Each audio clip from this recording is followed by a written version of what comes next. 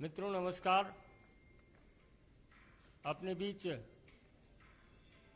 सम्माननीय भारतीय जनता पार्टी के वरिष्ठ नेता, केंद्रीय पर्यावरण, श्रम एवं रोजगार मंत्री माननीय भूपेंद्र यादव जी आपको संबोधित करेंगे। बगल में हमारे माननीय राष्ट्रीय प्रवक्ता श्री प्रेम शुक्ला जी हैं। मेरा विनम्र निवेदन है माननीय भूपेंद्र जी से कि आपको संबोधित करें।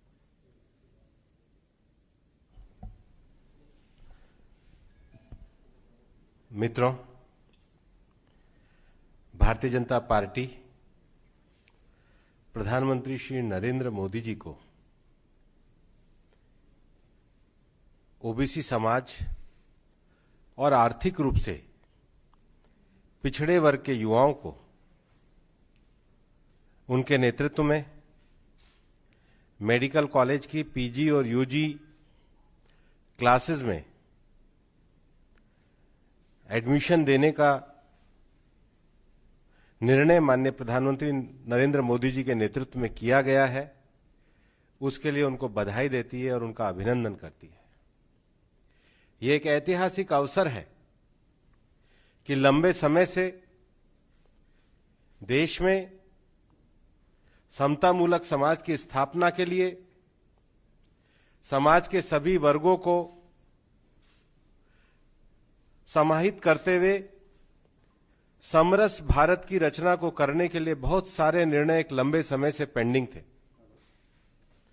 प्रधानमंत्री जी के नेतृत्व में उनको पूरा करके सरकार ने सामाजिक समरसता का, समतामूलक समाज का और सभी वर्गों की भागीदारी को सुनिश्चित करने के जो संवैधानिक दायित्व उनको पूर्ण करने का प्रयास किया है। हम ये भी जानते हैं कि पिछड़ा वर्ग का जो आयोग था उसको संवैधानिक आयोग देने की मांग एक लंबे समय से पेंडिंग पड़ी थी। यूपीए सरकार के 10 साल निकल गए लेकिन उसको संवैधानिक आयोग का दर्जा नहीं दिया गया। माननीय प्रधानमंत्री जी के नेतृत्व में पिछड़ा वर्ग आयोग को संवैधानिक आयोग का दर्जा दिया गया। देश में एक लंबे समय से इस बात की भी मांग पेंडिंग थी कि जो सामान्य समाज के जो गरीब लोग हैं, आर्थिक रूप से जो कमजोर हैं, उनको भी संवैधानिक आरक्षण दिया जाए और इस विषय को भी माननीय प्रधानमंत्री जी के नेतृत्व में 10% आरक्षण आर्थिक रूप से कमजोर सामान्य वर्ग के लोगों को दिया गया। भारत के संविधान में जो सामाजिक, आर्थिक और राजनीतिक न्याय की संकल्पना है उसको पूरा करने का काम माननीय प्रधानमंत्री जी के नेतृत्व में किया गया और इसीलिए मेडिकल कॉलेज में भी ओबीसी समाज के 27% और आर्थिक रूप से पिछड़े वर्ग के विद्यार्थियों के लिए भी 10% आरक्षण की बात की गई। और इस बात को कहते हुए भी संतोष होता है कि माननीय प्रधानमंत्री जी के नेतृत्व में जो हमारी जिस प्रकार से ये सरकार चली है, उस सरकार के अंतर्गत पिछले 5 वर्षों में देश में 179 नए मेडिकल कॉलेज खुले। अब देश में 558 जिसमें 298 सरकारी और 269 प्राइवेट मेडिकल कॉलेज और यूजी और पीजी के सीटों की संख्या में भी 56% के करीब और पीजी की सीटों में तो 80% के करीब बढ़ोतरी की गई है। और कुछ ऐसे भी ऐतिहासिक निर्णय इस पूरे 5 साल में लिए गए जो पिछड़ा आयोग और आर्थिक रूप से पिछड़े लोगों को जिस प्रकार से 10% मेडिकल में आरक्षण दिया गया, पिछड़े वर्ग के संवैधानिक आयोग की रचना की गई, पीएसयू सार्वजनिक बैंकों और वित्तीय संस्थानों में क्रीमी लेयर की आय सीमा तय की गई, घुमंतु और अर्ध घुमंतु जातियों के लिए जनवरी 2015 में एक राष्ट्रीय आयोग का गठन किया गया।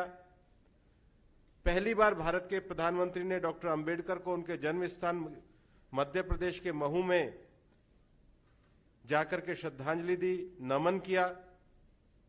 दलित युवाओं के लिए इस सरकार के द्वारा वेंचर कैपिटल फंड की शुरुआत की गई। अनुसूचित जाति से संबंधित उद्यमियों को संवर्धित ऋण गारंटी की योजना शुरू की गई। जनजाति समाज के वन उत्पादों को एमएसपी का लाभ दिया गया। देश के सार्वजनिक उपक्रमों द्वारा 4% समान एससी और एसटी उद्यमियों की खरीदारी की नीति बनाई गई। और सबसे बड़ी बात है, कल 2 वर्ष पूरे होने वाले भी हैं, मुस्लिम महिलाओं को भी ट्रिपल तलाक का अधिकार दिया गया। ये सब विषय भारत में एक लंबे समय से सामाजिक दृष्टि से, आर्थिक दृष्टि से कमजोर वर्ग के लोग जिस प्रकार से शासन में भागीदारी के साथ साथ विकास के मार्ग पर बढ़ना चाहते थे, सबका साथ, सबका विकास और सबका विश्वास की नीति को लेते हुए सरकार ने दृढ़ता के साथ उस पर कदम उठाए हैं। आज भले ही कांग्रेस कुछ भी कहे, लेकिन कांग्रेस का इतिहास इस बात को दर्शाता है कि कांग्रेस ने 1950 से लेकर 1977 तक, जब वो 74 तक वो पूरे देश के शासन में रहे, और उसके बाद भी पिछड़ा वर्ग आयोग को, चाहे काका कालेलकर की रिपोर्ट हो, चाहे मंडल आयोग की रिपोर्ट हो, उसको लागू नहीं किया। कांग्रेस ने कभी भी आर्थिक रूप से सामान्य समाज वर्ग के जो लोग हैं उनको समाज की मुख्य धारा में आगे बढ़ाने के लिए, उनके लिए भी किसी प्रकार की नीति को लागू नहीं किया गया। और इतना ही नहीं, मैं तो ये कहना चाहूंगा कि ये कांग्रेस के संसदीय परंपरा के आचरण पर एक धब्बा लगाने जैसा प्रश्न चिन्ह है कि जब पहली बार देश के मंत्रिमंडल में माननीय प्रधानमंत्री जी के नेतृत्व में एक बड़ी संख्या में ओबीसी समाज के लोग, दलित समाज के लोग, ट्राइबल समाज के लोग, सामान्य समाज के लोग और सबसे बड़ी संख्या में महिला वर्ग इस मंत्रिमंडल में जब आए और संसद के सामने जब उनका परिचय कराना था, तो कांग्रेस ने अपने दुर्भाग्यपूर्ण आचरण से, संसदीय परंपरा की मर्यादाहीनता के आचरण से उन महिलाओं का परिचय भी नहीं होने दिया। ये संसदीय परंपरा और मर्यादा को तोड़ने का काम कांग्रेस के द्वारा लगातार किया जाता रहा है। और इसलिए भारतीय जनता पार्टी की सरकार माननीय प्रधानमंत्री जी के नेतृत्व में सभी वर्गों को सामाजिक न्याय के लिए, सभी वर्गों के आर्थिक उत्थान के लिए पूरी तरीके से समर्पित है। और माननीय प्रधानमंत्री जी ने जिस प्रकार से हमेशा संकल्प किया है कि उनकी सरकार गरीबों के कल्याण के लिए समर्पित है, शासन में गरीबों तक उनकी योजनाओं को पहुंचाने के साथ ही साथ अपनी सामाजिक नीतियों के माध्यम से उनको अवसरों में भी उसी प्रकार की उपलब्धता प्रदान की गई है।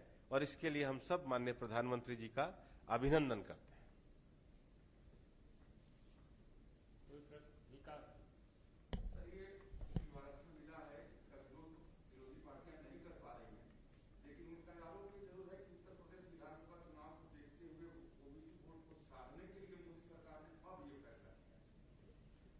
जो विरोध करने वाली पार्टियां हैं उनको मैं पूछना चाहता हूं कि जो कल तक सामाजिक न्याय के नाम पर लड़ाई लड़ते थे, क्या उनका समाज केवल उनके परिवार तक सीमित हो गया?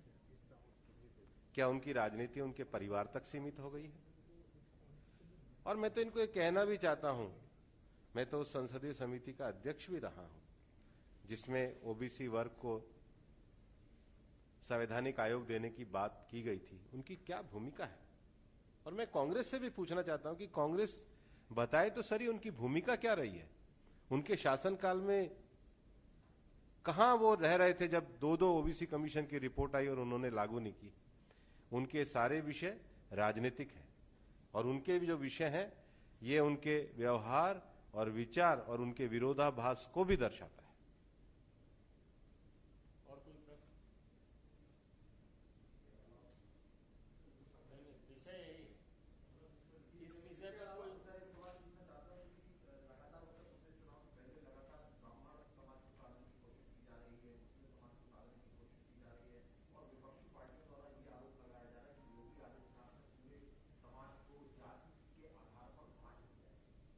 हम सबका साथ, सबका विकास और सबका विश्वास की राजनीति को लेकर के आगे बढ़ते हैं।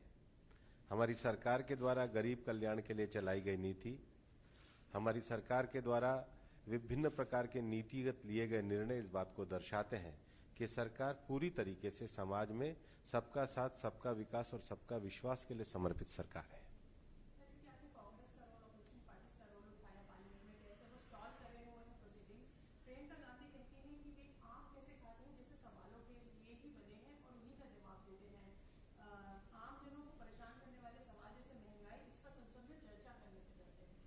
चर्चा कर रहा है वो तो नारे लगा रहे हैं। चर्चा करने वाले तो अपने स्थान पे खड़े होते हैं। सरकार तो हर प्रश्न का उत्तर दे रही है।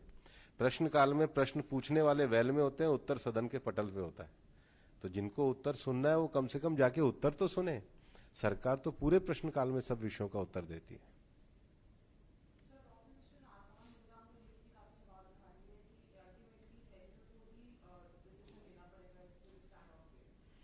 सरकार पूरी तरीके से सभी विषयों के लिए संवेदनशील है। और कोई प्रश्न? बहुत बहुत धन्यवाद। बहुत बहुत धन्यवाद।